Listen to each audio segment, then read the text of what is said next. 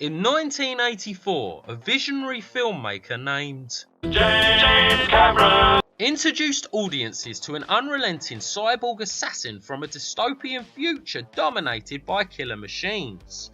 What started as a low-budget sci-fi thriller quickly evolved into a staple of pop culture, truly beloved by the fans. But as the years passed and the sequels kept coming, the Terminator franchise declined in quality, leaving me and many others wondering what the fuck happened.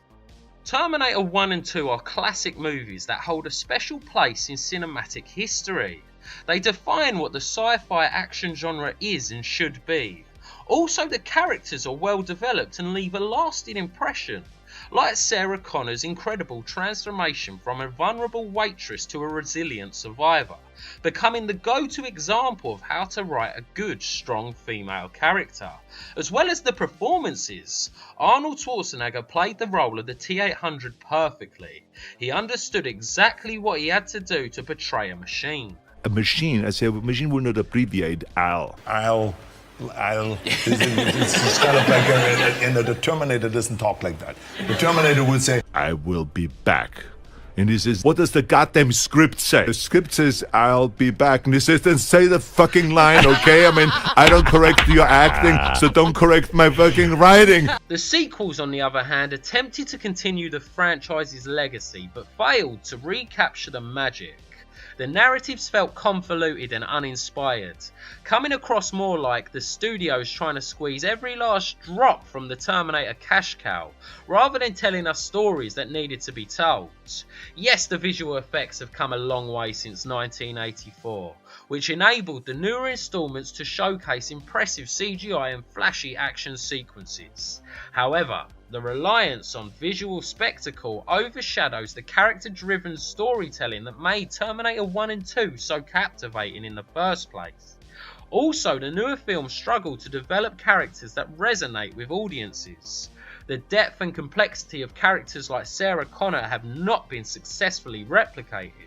A lot of the newer characters are very unlikable, but you'll see when we get there.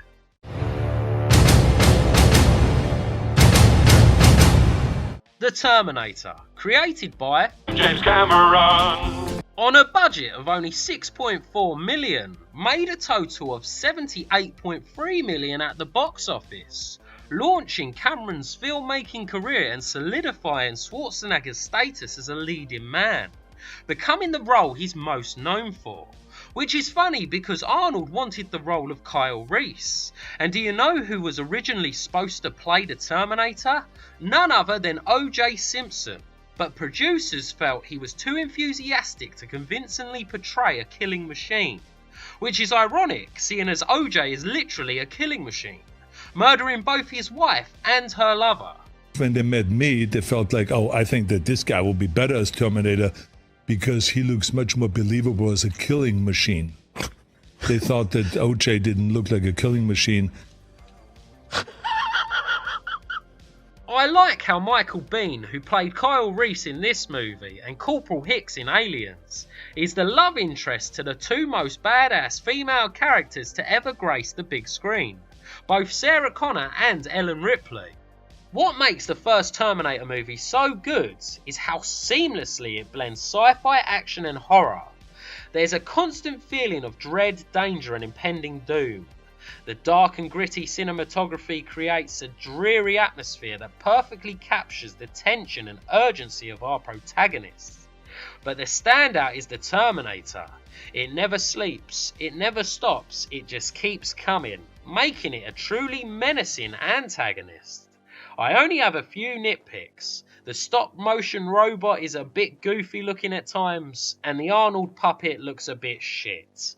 Other than that, fantastic movie. 8.5 out of 10.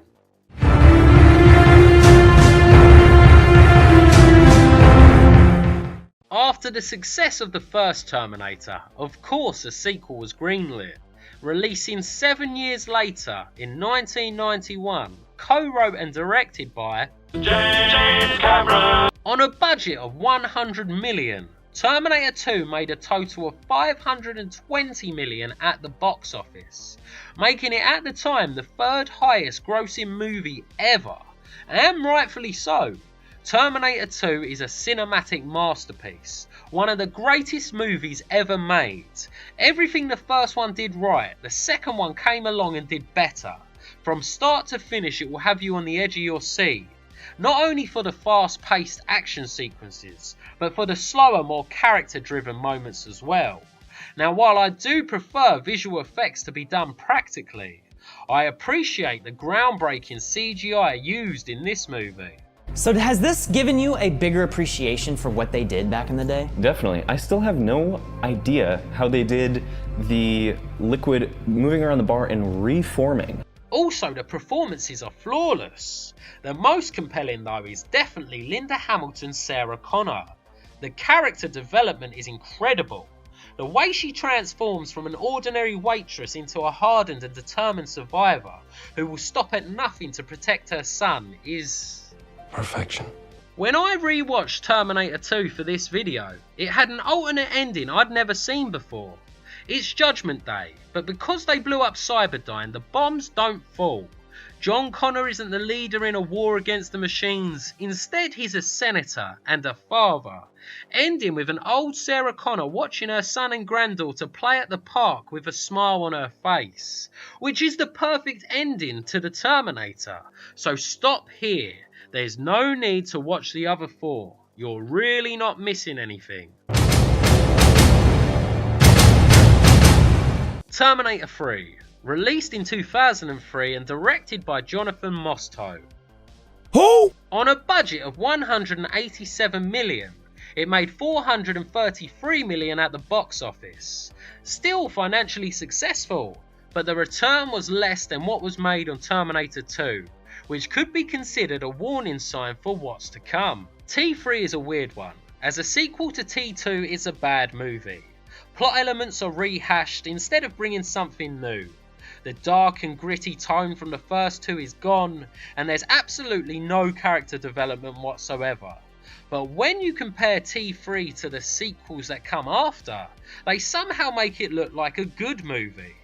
However, when I look at this movie independently, it's not good or bad.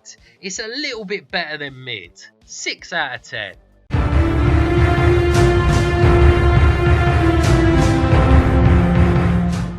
Terminator Salvation, released in 2009 and directed by MCG. Who the fuck is that? On a budget of 200 million, it grossed 371 million at the box office. Again, still profitable. However, this one pulled in less than the last one, showing overall interest in the Terminator franchise was declining. Now, in all fairness, I do appreciate the fact Salvation at least tried something different. In Terminator 1, 2 and 3 we get glimpses at the post-apocalyptic future. In this film we're in it, which sounds amazing in theory. Unfortunately they fuck it up in execution. The love story between Blair and Marcus was very unnecessary. In fact, Marcus as a character felt unnecessary, and seeing as he was the main character, that's not what you want. For me, this is where these films stopped feeling like sequels to one another and started feeling like misunderstood interpretations of what a Terminator movie is. And it only gets worse from here. Every time we've seen future John Connor, he has a scar across his face. And all this film really does for the Terminator lore is explain how he got that scar. It was CGI Arnold. The fucking puppet from the 80s looks more like Arnold than this does, and yet for some reason the creators are extremely proud of it. It can't bump the movie. It can't be like a giggle. It's got to be like a great moment. The team at ILM has really pulled together to produce this digital Arnie, and at the end of it, I think we've produced something amazing. Speaking of CGI Arnie, you remember the scene where it was completely covered in molten steel? Surely that would have melted it. After all, it melted the T-1000 and the T-800 from T2, and seeing as this Terminator is the same model as that one, this makes no sense, so I'm calling bullshit. Also, remember when Resistance Command tell John Connor, "The kill list was intercepted from Skynet. You're number 2 on the list." "Well, who's number 1? A civilian. Kyle Reese." So when Skynet captures Kyle Reese, Surely they kill him, right? Wrong. For some reason, they put him in a fucking cell. This film's not all bad though. Christian Bale is John Connor, and he's a great actor. A lot better than the last John Connor. But for some reason, he's doing his deep, raspy Batman voice throughout, which I found fucking hilarious. There's something else you have to see. You were sent here to kill me. I'll be back. What's your name? Does it work? Why is he using the Batman voice the whole movie? This is John Connor. If you're listening to this, I came from Gotham City and changed my name. All in all, 5 out of 10. Terminator Genesis, released in 2015 and directed by Alan Taylor, the same guy who directed For the Dark World, which says it all really. I guess this guy only directs bland and forgettable movies. Anyway, on a budget of 155 million, somehow this shit made 440 million at the box office. But I personally think someone's fudged the numbers. Either that or there's some money laundering going on. Films only make that kind of money from good word of mouth, and there's no way anyone walked out of this movie with anything good to say about it. If you haven't seen it, in this one we go back in time to the events of the first movie, but it's different. This time Kyle's the damsel in distress and Sarah's the protector. I don't know about you, but the reason I like Sarah Connor from the originals is because I like to see characters struggle. It's relatable. Sarah had to go through a lot of shit to become a badass. It felt earned. In this one, she's already a badass and doesn't have to earn anything. But wait! There's more! They made John Connor a fucking Terminator. You have become the very thing you swore to destroy. And the stupidity just keeps on coming. In the opening scene, they completely retcon Terminator Salvation by changing how John and Kyle met. I guess that film never happened now. Or did it? John's still got the big old scar on his face from that movie, so I've got no idea. Which goes back to my point of these films not feeling like sequels to one another, and constantly changing the actor for John Connor doesn't help with that. Also, they've renamed Skynet to Genesis, which is nowhere near as cool a name. The only good thing in this film is Arnold. Everything else is shit. So for that reason, 3 out of 10.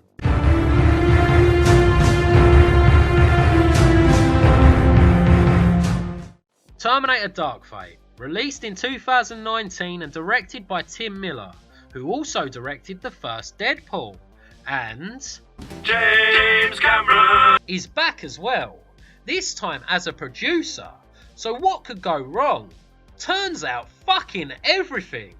On a budget of 196 million, with an additional 100 million spent on marketing and distribution, Dark Fate made only 261 million at the box office, reportedly losing the studios a total of 122 million.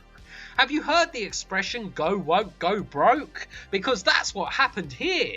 The movie takes place after the events of Terminator 2, because they decided 3, 4 and 5 are no longer canon, which makes Dark Fate the new Terminator 3. And even though I dislike 3, 4 and 5, I'd much prefer them to be canon than this one.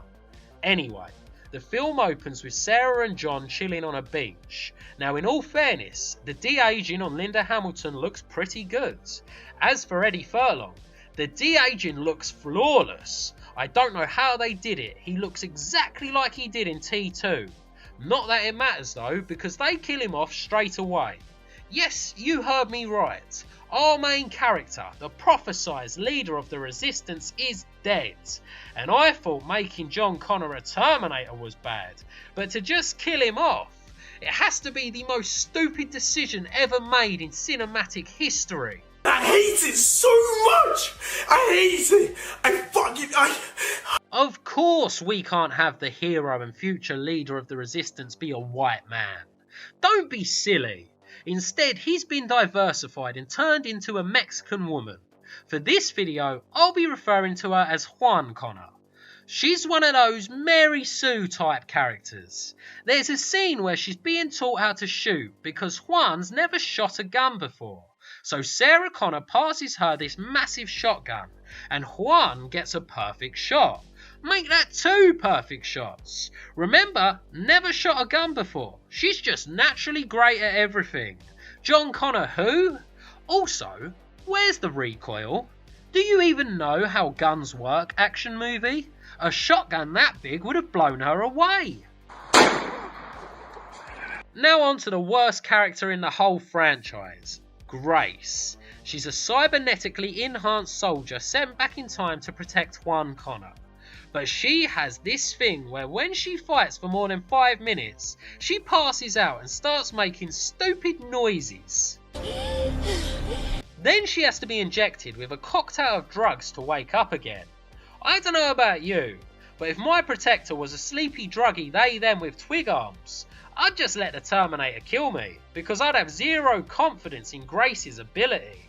However, that's not why I dislike her. Oh no. I dislike Grace because she's a cunt. Talk fast. You first. Which means I can rip your throat out if you piss me off, so don't. Let's get something straight. If you put her in danger, or you get in my way, I will fuck you up. Let someone else be Mother Mary for a while. If you're Mother Mary, why do I so want to beat the shit out of you? There's a drone up there. I don't hear anything. Yeah, well, you're not an augmented super soldier from the future, are you? Imagine introducing a new character you want everyone to like, and the way you decide to accomplish that is by having her constantly be a cunt to your legacy character. Then again, they've already proven they don't give a fuck about legacy characters. The funny thing is, the new Terminator is much more likeable than Grace. He's really nice and polite. Check in with the desk sergeant. He'll direct you. Thank you.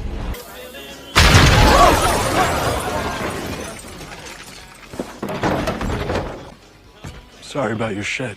When your bad guy is better at being a good guy than your good guy is, you know you've got a problem. They've renamed Skynet again, this time to Legion, which is even worse than fucking Genesis. If it's not broken, stop trying to fix it, you fucking dipshits. Sarah Connor, visibly upset at the death of the robot who killed her son. Fuck you as well. All in all, I give this one a 2 out of 10, and I think that's being generous. If it wasn't for Arnold, I'd give it a fucking 0. Reportedly, James Cameron is working on Terminator 7, but after his involvement with this movie, and his comments on testosterone, I don't think he's the right man for the job anymore. Are we now turning kind of liberal here? Politically correct? Well, that's the end of the video. If you liked it, why not like it? If you liked me, why not subscribe? Then, I'll see you in the next one. Thank you for watching. Peace. Smoke weed every day. Hold up.